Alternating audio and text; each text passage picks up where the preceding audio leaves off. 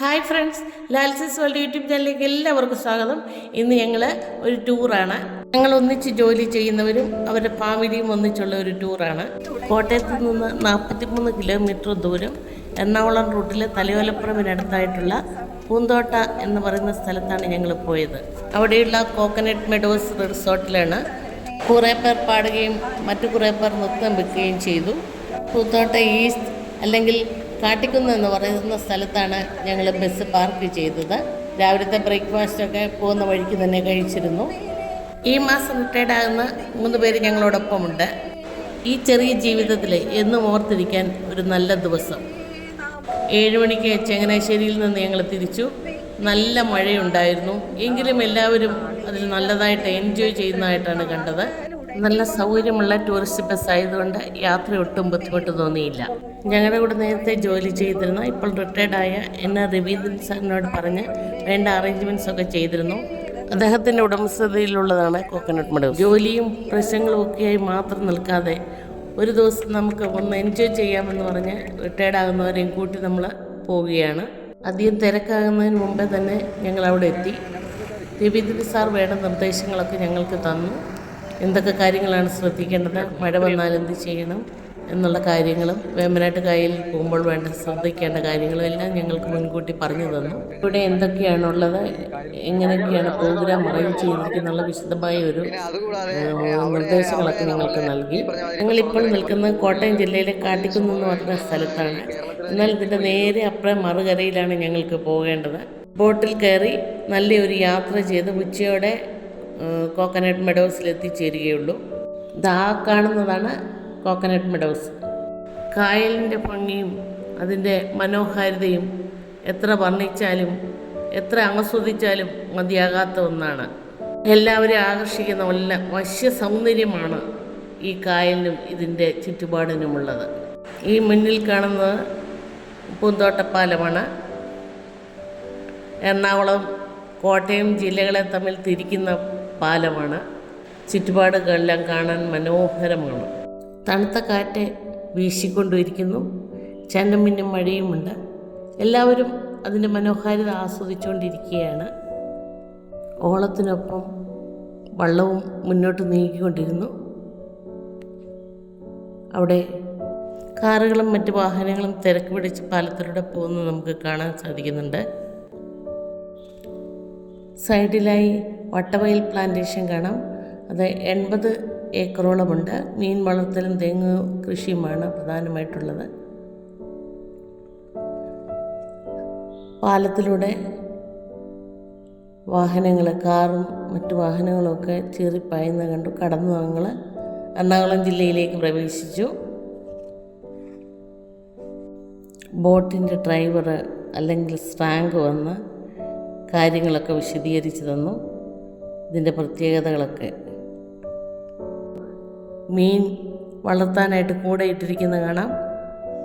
ധാരാളം മീനുകളെ ഇതിൽ വളർത്തുന്നുണ്ടെന്നാണ് പറഞ്ഞത്. വീണ്ടും മുന്നോട്ട് നീങ്ങുന്നു. ദൂരെ നമുക്ക് ദ്വീപുകളൊക്കെ കാണാൻ സാധിക്കുന്നുണ്ട്. ഈ സ്ഥലത്തിൻ്റെ പ്രത്യേകത 3 ജില്ലകൾ കൂടുന്ന സ്ഥലമാണെന്നുള്ളതാണ്. മുന്നിൽ ആലപ്പുഴ ജില്ല, സൈഡിലായി ഒരു വശത്ത് കോട്ടയം ജില്ലയും ഒരു വശത്ത് എറണാകുളം ജില്ലയുമാണ്. 3 കൂടുന്ന ഒരു സ്ഥലമാണ്. വള്ളത്തിലൊക്കെ ആൾക്കാർ പോകുന്നു.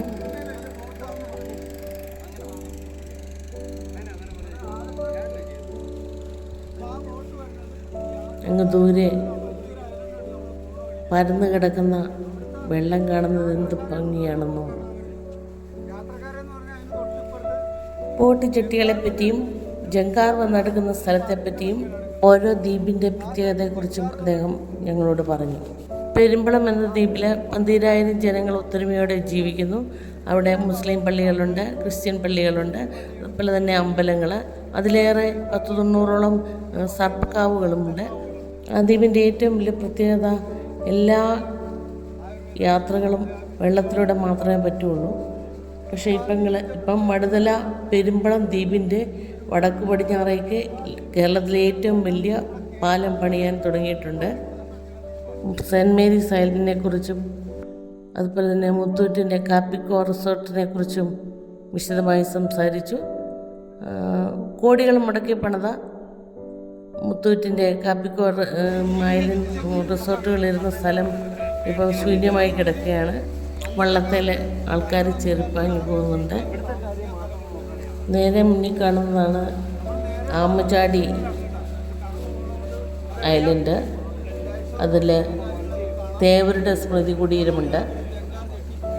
വൈക്കം സത്യാഗ്രഹത്തിന് പങ്കെടുത്തതിന് തേവരുടെ കണ്ണിൽ ചുണ്ണാമ്പ് തേച്ചത് ഗാന്ധിജി മരുന്നൊഴിച്ച് കുറച്ചു എന്നാണ് കേട്ടിട്ടുള്ളത്. ഇവിടെ നിന്നാൽ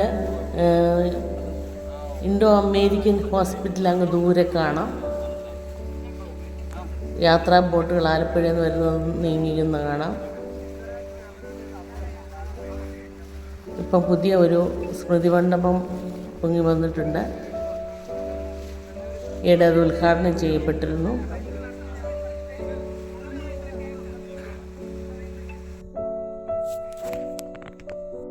അഞ്ചുതുരുത്തെന്ന് പറയുന്ന സ്ഥലം കാണുന്നുണ്ട്. അവിടെ 5 ദ്വീപുകൾ നമുക്ക് കാണാവുന്നതാണ്. ഞങ്ങളെ കാത്ത് ഒരു ചേട്ടൻ അവിടെ നിൽപ്പുണ്ടായിരുന്നു. കായലിൻ്റെ മനോഹാരിതയും സൈഡിലുള്ള വ്യൂകളും കാഴ്ചകളും കണ്ട് ആൾക്കാർ മുന്നോട്ട് നീങ്ങിക്കൊണ്ടിരിക്കുകയാണ്.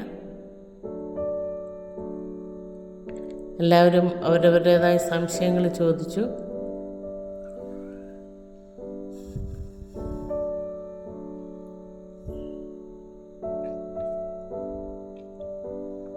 പിന്നീട് കുറേ ദൂരം എത്തിയപ്പോൾ മാജിക് ഐലൻഡിൽ അവിടെ നിർത്തി ബോട്ട്. അതിൽ നിന്ന് ആൾക്കാരിറങ്ങി. അധികം ആഴമില്ല,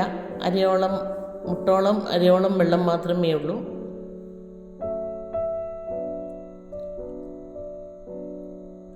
ധാരാളം പേര് ഇറങ്ങി.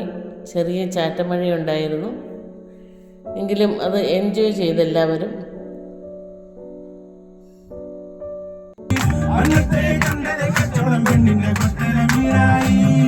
അതിനെക്കുറിച്ച് ഞാൻ ഷോർട്ട് ഇട്ടിട്ടുണ്ട്. അത് കഴിഞ്ഞപ്പോൾ തന്നെ എല്ലാവരും റൂമിലായി. ദേഹം നിറഞ്ഞതൊന്നും ആർക്കും ഒരു പ്രശ്നമല്ലായിരുന്നു. എല്ലാവരും ആടാനും പാടാനും തുടങ്ങി. മുന്നോട്ട് നീങ്ങിക്കൊണ്ടിരുന്നു ബോട്ട്. അപ്പോൾ മുന്നിൽ സന്തോഷ് ജോർജ് കുളങ്ങരയുടെ റിസോർട്ട് കാണാൻ സാധിക്കുന്നുണ്ട്. പാലക്കാട് നിന്ന് മന അതുപോലെ പൊളിച്ചുകൊണ്ട് വന്ന് സൃഷ്ടിച്ചതാണെന്നാണ് അറിവ്. മെയിൻ്റനൻസ് ഒന്നും ഇപ്പം കാര്യമായിട്ട് നടക്കുന്നില്ല എന്നൊരു തോന്നൽ വന്നു. നിറയെ തെങ്ങുകളും മാവുകളുമായി മനോഹരമായ ഒരു ദ്വീപാണ്. ആൾക്കാരൊക്കെ നേരത്തെ വന്ന് കണ്ടിരുന്നു എന്നാണ് ഞങ്ങൾ അറിഞ്ഞത്. വീണ്ടും ഞങ്ങൾ മുന്നോട്ട് യാത്ര തുടർന്നു.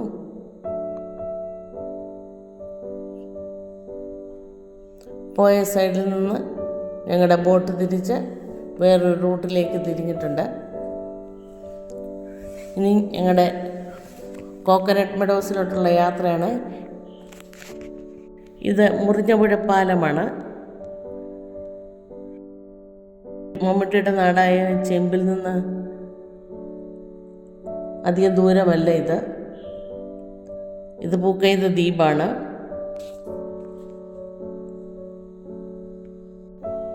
രണ്ട് സൈഡിലും വനം പോലെ വൃക്ഷങ്ങളും ചെടികളും നിൽക്കുന്നുണ്ട്. ഇവിടെ എല്ലാം ധാരാളം പാമ്പുണ്ട് എന്നാണ് ഞങ്ങൾ അറിഞ്ഞത്. നിബിഡ വനമല്ല, എന്നാൽ കൊച്ചു വൃക്ഷങ്ങളും വള്ളികളും എല്ലാമായി ഇരുണ്ടുമൂടി കിടക്കുന്നു. പ്രകൃതിയുടെ ഈ സൗന്ദര്യവും കായലിലൂടെ ഈ യാത്രയും കൂടെയുള്ളവരുടെ സ്നേഹപൂർവമായ സാന്നിധ്യവും വീശിയടിക്കുന്ന തണുത്ത കാറ്റും മനസ്സിനും ശരീരത്തിനും നല്ല കുളിർമ നൽകുന്നു. കോക്കനട്ട് മെഡോസിലോട്ട് ഞങ്ങൾ അടുത്തുകൊണ്ടിരിക്കുകയാണ്.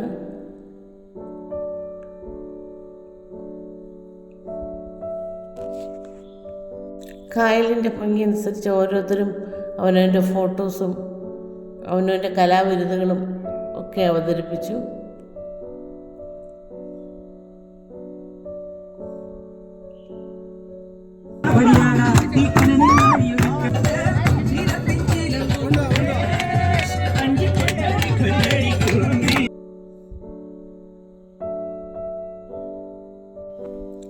രവീന്ദ്രൻ സാറിൻ്റെ 2.5 ഏക്കറോളം സ്ഥലത്ത് പരന്നു കിടക്കുന്ന കോക്കനട്ട് മെഡോസിലോട്ട് ഞങ്ങൾ അടുത്തിട്ടുണ്ട്.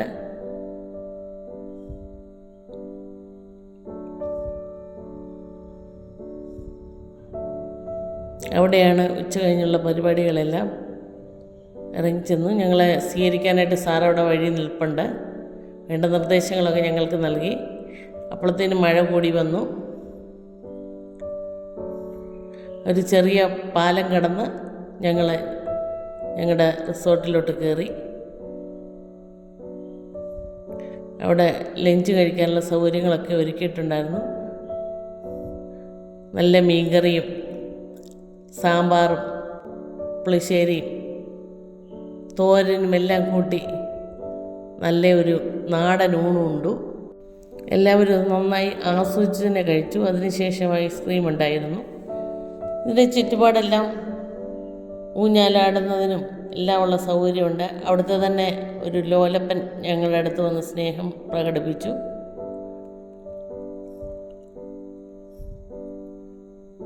ഊഞ്ഞാലാടുന്നവരെ കാണാം.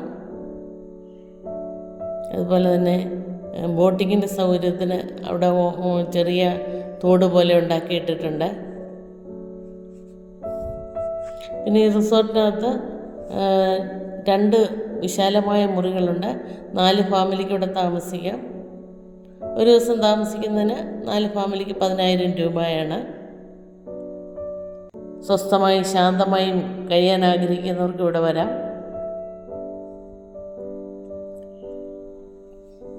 അവധിക്കാലം ആഘോഷിക്കാൻ ആഗ്രഹിക്കുന്നവർക്ക് ഇവിടെ വരാം. ബോട്ടിങ്ങും എല്ലാ സൗകര്യങ്ങളുമുണ്ട്.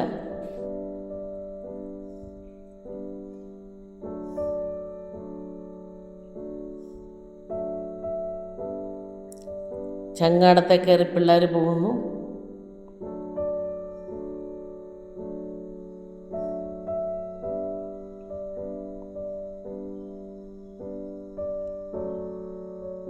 കായലിൽ നിന്ന് വെള്ളം ഇതിലേക്ക് കയറുകയും ഇറങ്ങുകയും ചെയ്യുന്നതിനുള്ള സംവിധാനങ്ങളുണ്ട്. ചാറ്റമഴ നല്ലതായിട്ട് പെയ്യുന്നുണ്ട്. എങ്കിലും എല്ലാവരും തന്നെ ഇതിൻ്റെ മനോഹാരിത ആസ്വദിക്കുന്നുണ്ടായിരുന്നു. അറിയാതെ ചിലർ അബദ്ധത്തിൽ വെള്ളത്തിൽ പോയി. എങ്കിലും വലിയ ആഴമില്ലാത്തതിനാൽ കാര്യമായ പരിക്കൊന്നും ഏൽക്കാതെ തന്നെ മുകളിലേക്ക് കയറി വന്നു. ഇതിൻ്റെ അപ്പുറം ഞങ്ങൾ ചാടിക്കിടന്നിട്ടുണ്ട് എന്ന് പറഞ്ഞാണ് കയറി വന്നത്. ഒരുപക്ഷെ ചാറ്റുമഴയൊന്നും പെയ്യുന്നില്ലായിരുന്നെങ്കിൽ എല്ലാവരും തന്നെ ഈ ബോട്ടിങ്ങിനും വള്ളത്തിലുമൊക്കെ പോയേനുമായിരുന്നു. ശരിക്കും എല്ലാവരും അത് ആസ്വദിച്ചു എന്നുള്ളതാണ് ഞങ്ങൾ മനസ്സിലാക്കിയത്. ജീവിതത്തെ അപൂർവമായി കിട്ടുന്ന ഈ ധന്യ നിമിഷങ്ങൾ മനസ്സിൻ്റെ താളിൽ സ്വർണ്ണലിപിയിൽ എഴുതിയിടാൻ സാധിക്കട്ടെ എന്ന് ഞാൻ ആശംസിക്കുന്നു. എറണാകുളം ജില്ലയിലെ ആമ്പല്ലൂർ പഞ്ചായത്തിൽപ്പെട്ട ഞണ്ടുകാട് തുരുത്ത് എന്നറിയപ്പെട്ടിരുന്ന ഒരു സ്ഥലമായിരുന്നു ഇത്. ഇപ്പോൾ അറിയപ്പെടുന്ന കോക്കനട്ട് മെഡോസ് എന്നാണ്. മഴക്കാലമായതിനാൽ ഉച്ച കഴിഞ്ഞ ശേഷം മഴ തുടങ്ങിയിരുന്നു. അതിനിടയ്ക്ക് തെങ്ങിൻ്റെ മണ്ടയ്ക്ക് ഒരാൾ കയറി കള്ളിയെത്തുന്നതായി ഞങ്ങൾ കണ്ടു. ഇവിടെ ഒരുമാതിരി എല്ലാ തെങ്ങും തന്നെ കള്ളിച്ചെത്താൻ ഉപയോഗിക്കുന്നതായിട്ടാണ് കാണുന്നത്.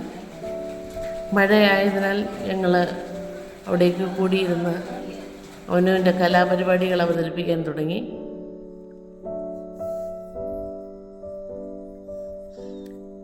പാട്ടും കവിതയുമായി നല്ലൊരു ദിവസം ഞങ്ങൾ ആസ്വദിച്ചു. ഗ്രൂപ്പ് ഫോട്ടോകൾ എടുത്തു. രവീന്ദ്രൻ സാറിനോട് പ്രത്യേകം നന്ദി പറഞ്ഞുകൊണ്ട് ഞങ്ങൾ ഞങ്ങളുടെ ബസ്സിലേക്ക് നീങ്ങി. വെറും 850 രൂപയ്ക്ക് ഇത്രയും എൻജോയ് ചെയ്യാൻ പറ്റുക എന്ന് പറയുന്നത് ഒരു ഭാഗ്യം തന്നെയാണ്. രവീന്ദ്രൻ സാറിനോട് പ്രത്യേകം നന്ദി അതിന് പറയേണ്ടതായിട്ടുണ്ട്. ഇത്രയും കുറഞ്ഞ ചിലവിൽ ഒരു ദിവസം സന്തോഷമായി ചിലവാക്കാൻ സാധിക്കുക എല്ലാവർക്കും സാധിക്കുന്ന ഒരു കാര്യമാണ്. അതുകൊണ്ട് സാധിക്കുന്നവരൊക്കെ ഈ കോക്കനട്ട് മെഡോസിലൊന്ന് പോയി കാണുക, എൻജോയ് ചെയ്യുക. ഫോൺ നമ്പർ തുടക്കത്തിലേ ഞാൻ കാണിച്ചിട്ടുണ്ട്, ഡിസ്ക്രിപ്ഷനിലും ഇടാം. അപ്പോൾ അപ്പോൾ തീർച്ചയായും പോയി കാണുക. നിങ്ങൾക്ക് എൻ്റെ വീഡിയോ ഇഷ്ടപ്പെട്ടെങ്കിൽ ലൈക്ക് ചെയ്യുക, ഷെയർ ചെയ്യുക, സബ്സ്ക്രൈബ് ചെയ്തിട്ടില്ലാത്തവർ സബ്സ്ക്രൈബ് ചെയ്യുക. വീണ്ടും ഒരു വീഡിയോയുമായി വരാമെന്ന പ്രതീക്ഷയോടെ നിർത്തട്ടെ. താങ്ക്